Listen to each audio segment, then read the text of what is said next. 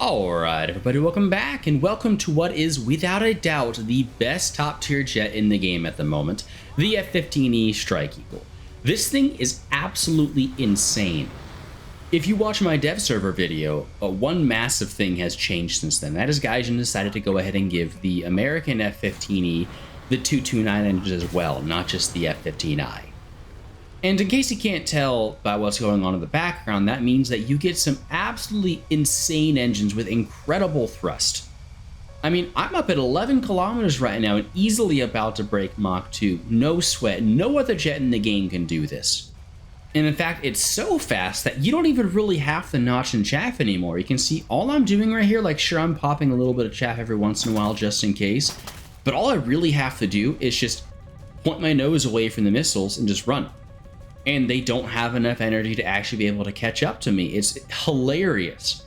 So comparing this to the F-15C, you are much heavier than the F-15C. Even if you go without the CFTs like I'm doing right here, which I would highly recommend doing so. If you're just running air-to-air, there's no reason to do it. And even if you're wanting to be a LARPer, right, and go on full historical, the Air Force is running F-15Es without CFTs right now as we speak to cover for the F-15Cs, so please do yourself a favor and don't bring them. Currently, as far as I'm aware, the F-15E does beat the F-15C in sustained turn. It's not supposed to, but the F-15E is slightly overperforming and the F-15C is slightly underperforming.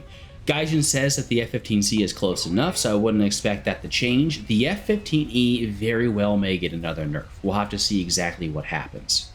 Gaijin does love doing flight model changes, in the week or two after an update. But regardless of that, your kit is exactly the same as the F-15C. For air-to-air, at least. So you do get an older radar on the F-15E than the F-15C has. We have the AN/APG 63V1 on the F-15C, which was from 2001. The 70 is older, but in-game that doesn't actually matter. They're going to have equivalent performance in terms of air-to-air. The only real difference is that you actually get some ground radar modes, which, to put it quite frankly, I think are useless. And honestly, it's just more of an irritant because that's an extra pair of modes that I have to toggle through in my radar screen to go ahead and get to the actually useful one, like, pulse Doppler.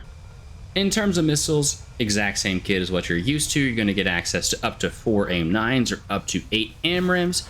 Only difference here is they gave you the AIM-120B instead of the A. What does that mean for you? Nothing. It's the exact same missile in-game. The AMRAAM isn't quite as good as the last time I talked to y'all about this because they have gotten a couple nerfs. Notably, the big one is that their pull, especially at close range, did get nerfed. They're still more than agile enough and you're not really going to be having issues getting kills with them, but they're not the easy standout top-of-the-line missiles anymore.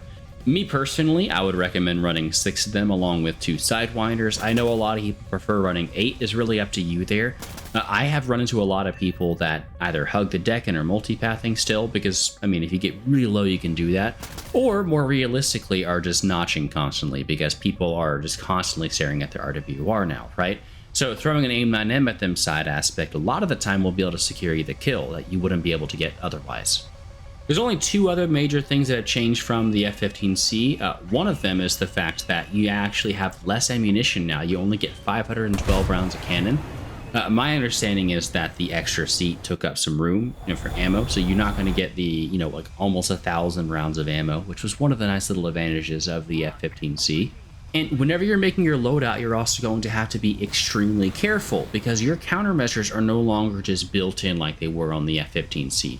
You get the same countermeasure load on the F-15E, 240 countermeasures, but now they come in the custom loadout section. And the reason for that is if you're going to bring in the TGP or targeting pod, right, that takes up the slot for one of your countermeasures. So in ground RB, or for whatever reason you want to bring a TGP with you to do, let's say CAS and, air RB, kill off some ground units, you're only going to have 120 countermeasures at that point. That's actually one of the advantages that the F-15I has over the F-15E is that, yes, it still gives up the countermeasures, but it has more countermeasures overall. So it doesn't, feel hurt as much. It gets 360 countermeasures compared to the US 240, and that means that it's still going to have 240 after giving up 120 of them. I don't know if I would say the F-15I is better than the F-15E for air, because it is slightly heavier. I've heard it's like 150 kilograms, something like that. It's a very small amount. So personally, I lean more towards the F-15I still being better for air, just because I'd rather have 360 flares than like a half a percentage increase in weight. But 240 countermeasures is already more than enough for basically any situation. I've run out maybe like once or twice ever, so I wouldn't really worry too much about it, even if you don't have the Israeli tree. So yeah, you now have an F-15C, which is already the meta, and made it even faster. Actually insane for air. And remember, this is the Strike Eagle. The focus of this plane in real life was the CAS, and Lord have mercy, is the CAS good. You can see in the background, I'm making some custom loadouts, and you were able to bring 6 Mavs along with either Sidewinders or AMRAAMs, which is already amazing. A lot of high tier jets have to make compromises, and you don't have to with the F-15E. Same for the GBUs in the background. You can see the GBU-39 right there. It has very limited use in ground RB. I would recommend bringing the paveways. Only thing is I did mess up there. I brought the CFT one. You can see the 4GBU-12 right there without the CFT. That's what you're probably going to want to actually bring. This leaves, if you use my personal recommended loadout, you with 6 Mavericks, along with 2 Sidewinders, 2 AMRAAMs, 4 GPS guided bombs, and 8 paveways, which is an insane kit for this battle rating. And just in general, honestly. So I did say the SBDs have very limited use. That doesn't mean they're entirely useless. And you can see right here, I have found 2 people that are stationary. I have a feeling they're going to stay stationary, and so I go ahead and I drop 2 of the GPS bombs while I start to evade this missile that's coming at me. One thing to note, I am trying to drop chaff right now and I'm not able to, and that's because Gaijin, for some reason, instead of splitting your countermeasures the exact same way whenever you have, one less of them, it just only gave me flares. So you're probably going to want to check that out, make sure you don't make the same mistake that I did.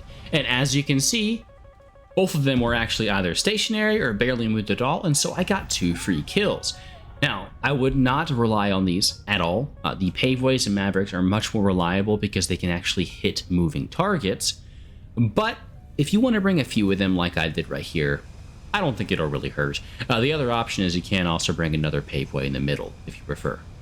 Now, in ground RB, this is where the Israeli F-15 is actually much worse because it does not get these Mavericks. It only gets the paveways and the GBU-15s under the wings if you want something that's IR guided. Personally, I hope they just go ahead and give it the Mavericks anyways because, before it was better in air while the American one was better in ground, and now it's just debatably worse. Even if you ignore the fact that 6 Mavs are just better than 2 GBUs, and by the way, ignore me butchering this in the background, I should not have committed for nearly as long as I did. There's no reason to deny the Israelis Mavericks just because they didn't use them. They're still compatible, and there's tons of other vehicles in the game that have missiles or other stuff they didn't use that they have in game. Hope y'all enjoyed the video. If you did, let me know in the comments down below, and I'll catch y'all next time. So, peace, y'all.